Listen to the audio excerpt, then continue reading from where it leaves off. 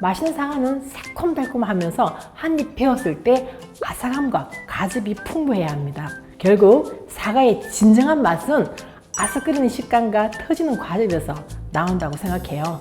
그럼 이제부터 맛있는 사과 고르는 3가지 비법을 알려드릴게요.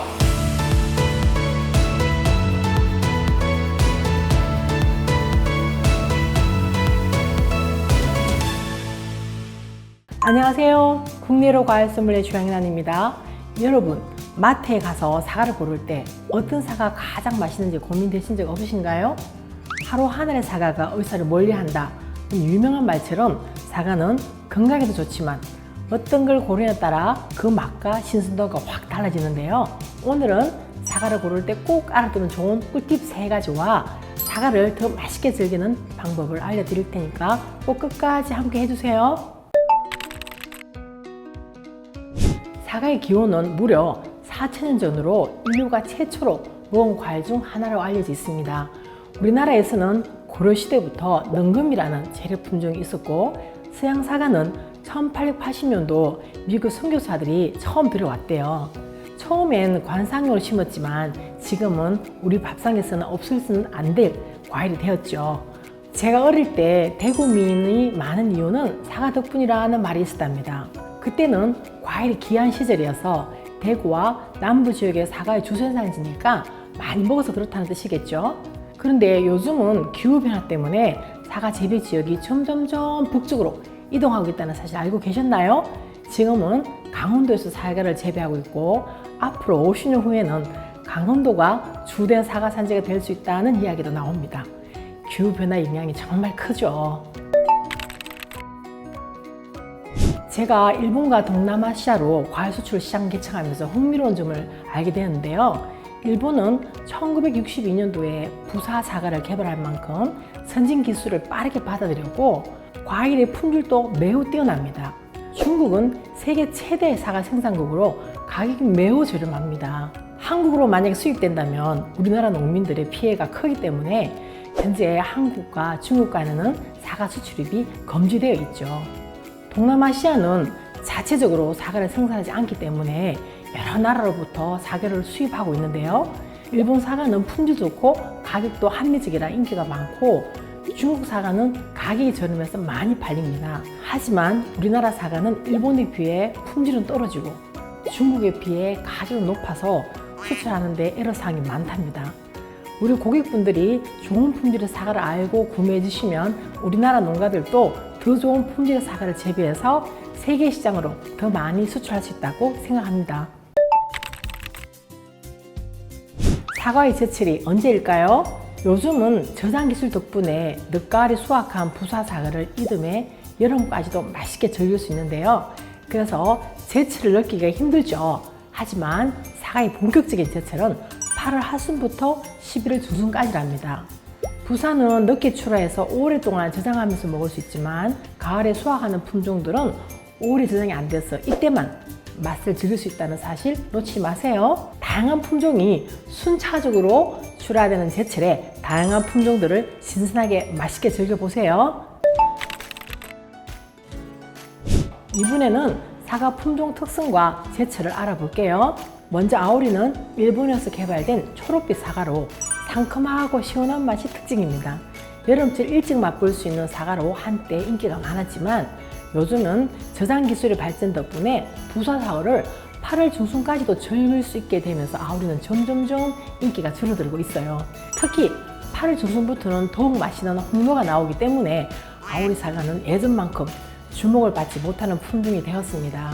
홍로는 우리나라에서 최초로 개발된 사과 품종으로 향과 맛이 뛰어나 많은 사랑을 받고 있습니다. 이 사과는 8월 하순부터 9월까지 주로 출하되며 추수기 빠를 때는 가장 많이 소비되는 품종이죠.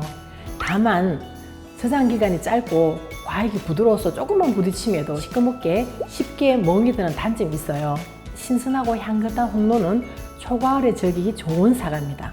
다음은 가몽사과인데요. 가몽사과는 특유의 향과 맛을 지닌 우리나라에서 개발한 우수한 품종입니다. 부사 사과가 나오기 전 10월 가을철에 맛볼 수 있는 최고의 품종으로 손꼽히죠. 저장기간은 부사에 비해 짧고 생산량도 적어서 아주 한정된 기간 동안만 판매되지만 그만큼 맛이 뛰어나니까 꼭 한번 맛보시길 추천드립니다. 이즈음에는 시나노 스위트라는 맛있는 품종도 있으니까 꼭 참고하세요. 가장 오랫동안 많이 먹는 부사. 부사는 1962년도에 일본에서 개발된 품종으로 전 세계에서 가장 많이 생산되고 소비되는 사과입니다. 부사는 달콤하고 아삭한 식감이 특징이며 10월 하순에서 10월 중순까지 늦가을에 수확해서 여름까지도 신선하게 즐길 수가 있습니다. 그리고 노란색 사과인 시나노 골드도 많이 보셨죠? 이 사과는 맛과 향이 독특해서 요즘 인기가 많습니다. 부사와는 달리 색다른 매력을 가진 과일로 볼 수 있습니다. 그리고 아이들 손에도 쏙 들어가는 작은 미니 사과 보신 적 있으시죠? 요즘은 혼자 사시는 분도 많아서 사과 하나 다 먹지 못하니까 이런 미니 사과가 개발된 것 같습니다. 미니 사과는 크기가 작아서 한 번에 먹기도 좋고 외출할 때도 간편하게 챙겨 먹기 딱 좋아요. 현재 주로 3가지 품종이 있는데요. 8월 중순에 나오는 알프스 도메, 9월 중순에 나오는 루비에스, 그리고 10월에 출하되는 초홍이 있어요. 특히 초홍은 부사와 비슷한 맛에 저장기간도 길어 다음에 봄까지도 맛볼 수 있답니다.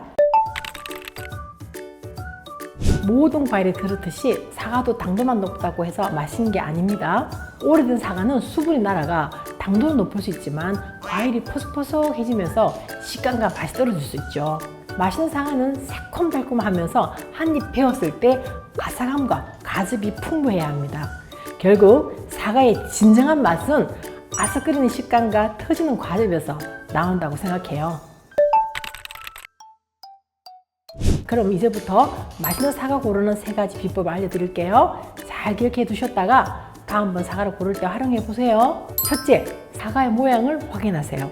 사과는 너무 크거나 작은 것보다 이렇게 중간 사이즈가 맛있습니다. 그리고 이 꼭지를 주변으로 좌우 균형이 맞는 벙건 모양이 영양이 균일하게 들어가서 더 맛있겠죠.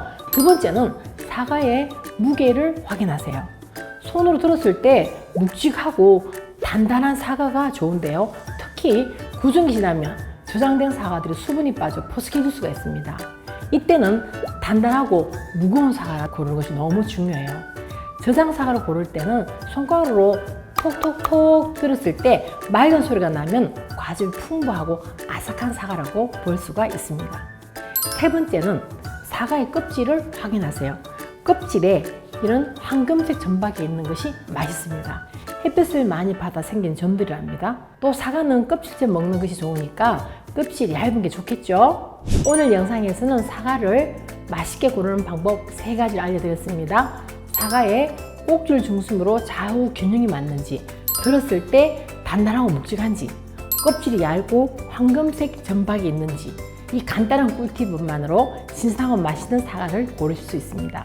다음 시간에는 사과를 더 맛있게 먹는 법과 보관법을 소개해 드릴 테니 꼭 기대해 주세요. 과일에 대한 궁금한 점은 언제든 댓글로 남겨주시고 영상이 도움되시면 좋아요, 구독, 알림 설정 부탁드릴게요. 올 프레시 하세요.